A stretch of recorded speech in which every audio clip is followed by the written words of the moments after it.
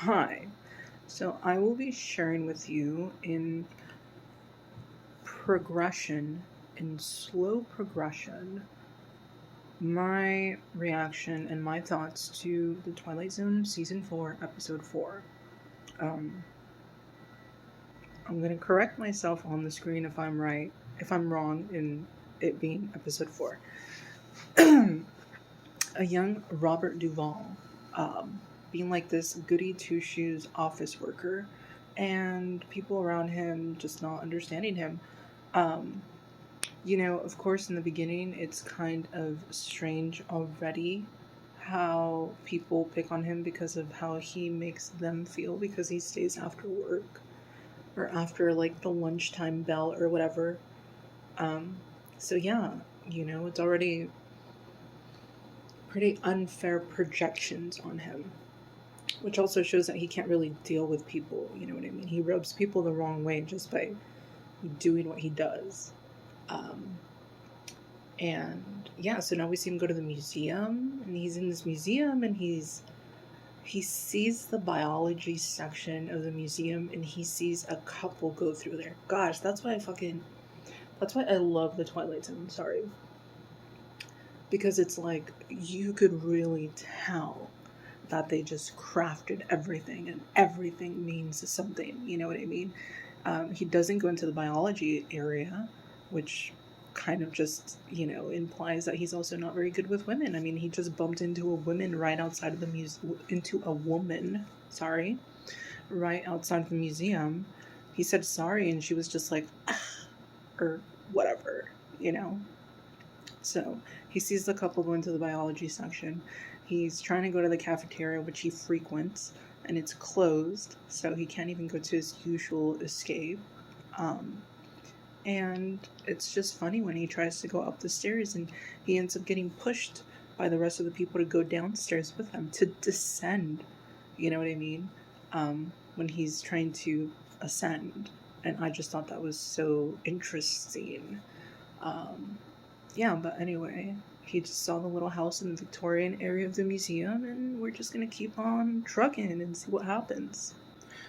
Also, I do have to add, don't you think it's so strange that as the museum guide, or escort, or usher, or whatever you want to call him, as he's talking about these primitive masks, he mentions how this certain mask that he places over his head or over his face is to repel, or was to repel, bad spirits, negative spirits, and sickness. And right after he says that, exit our main character. He's leaving, What does that mean?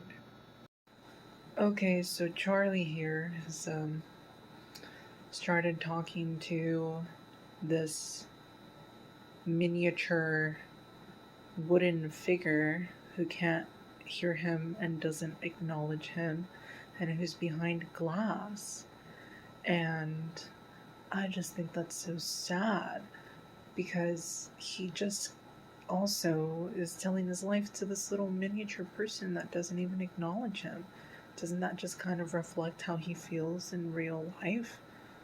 His mother oversteps big time. He said he's going to go to his room to kind of get away from her. Of course he doesn't want to tell her that, but she's overbearing. She tries to take his shoes off.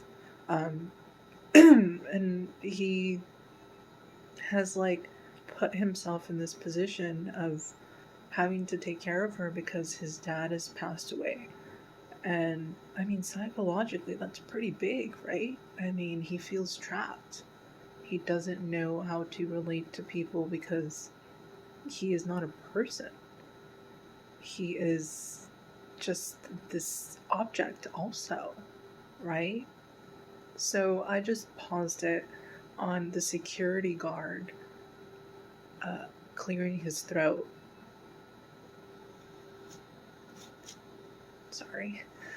And catching Charlie talking to this little miniature person. And yeah, oh my gosh, it's actually really sad. Charlie has no control over his life. His mother is like, she keeps saying, well, I'm not telling you to stay here with me, or I'm not one of those mothers that, you know, has my children stay with me all the time. Um, and she tells her daughter, Myra's husband, you know, even ask my daughter, ask Myra. I'm not one of those mothers. And Myra just kind of like looks at her. So really, she's lying to herself because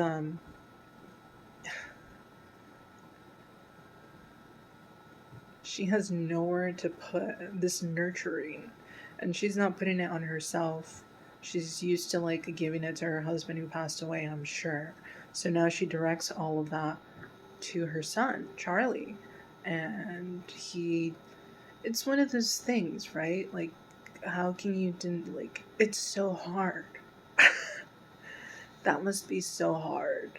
You know, your mother tells you that she'd rather have you go out there and do this and do that, but you know she'll probably guilt trip you later. I know I'm adding a lot to this, but we just have to look at it realistically, like if that really is what's going on, you know what I mean?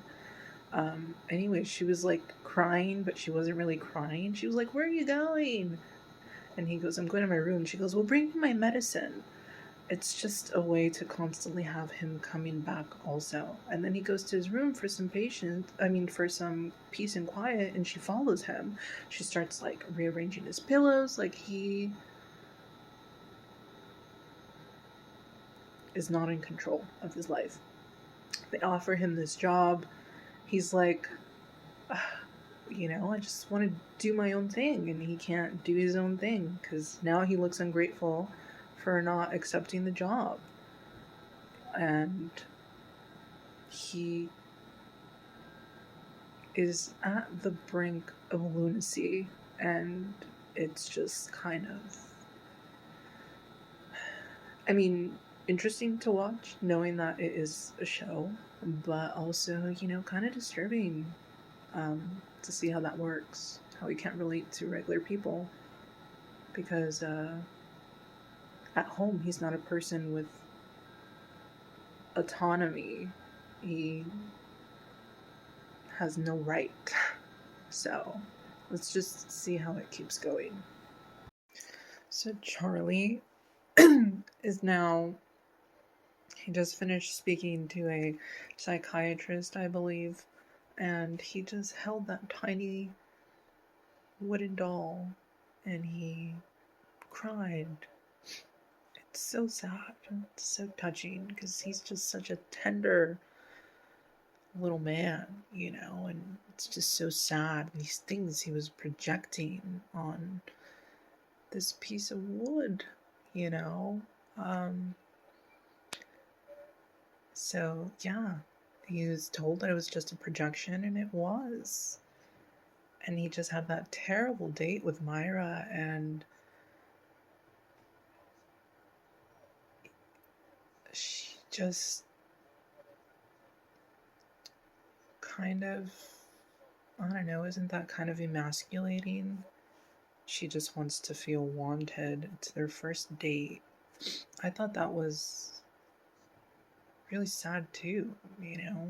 He's a little uptight. Everyone's always telling him what to do. They're doing stuff for him, making decisions for him, you know, and it's sad. But yeah, I guess now we get to find out what his diagnosis is or whatever, and we'll get to figure out what the hell's going on. Because it is sad, but at the same time, it's like, what is happening, Charlie? You know, was getting fired the last time. Everyone's telling you that you're a failure all the time. Your mom is telling you that your dead dad would have been so disappointed that you got fired, you know, like you don't believe in yourself. What's going on? You know, I guess we'll get there. Okay, so I had to pause the episode because Charlie just he just is like about to step out of a freaking sarcophagus, dude. A sarcophagus. He shut the door on his family and locked it. and he never does that, right? So he's officially like banished him from his space, right? At first, he was pretending to be like this obedient little boy again, and then he's rebelling.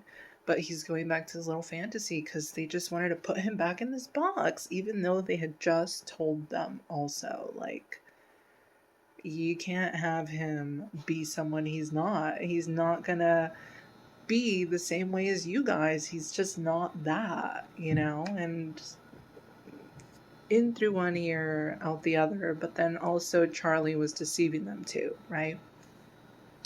So the sarcophagus bit is just so beautiful. I know the episode is about to end. I haven't finished it yet, but geez, he's like smirking as the sarcophagus slowly opens, and it's just beautiful. So, of course, Charlie was not meant to fit into the world of his mother and his sister. And you know what? It was beautiful. Of course. For an episode of the Twilight Zone, it truly was kind of romantic at the end, and I like that. He ended up finding someone for himself on his own terms and by himself. And she was classy, and she didn't force herself on him. And, you know, he was happy to be there. And of course, you can ask the questions of is that really love, whatever, and what that truly means. But I think at the end of the day, that's pretty much what it was. They were trying to fit him into this box, and he just didn't fit in like they told him. And it's true, he didn't fit in. And that's okay. I like that. I like that a lot. You know, I've read that people don't acknowledge season 4 of The Twilight Zone because of the hour-long episodes, but I've actually had a pretty good time with them so far. So I will report back with another random episode or something else because that's just what feels right now. Peace.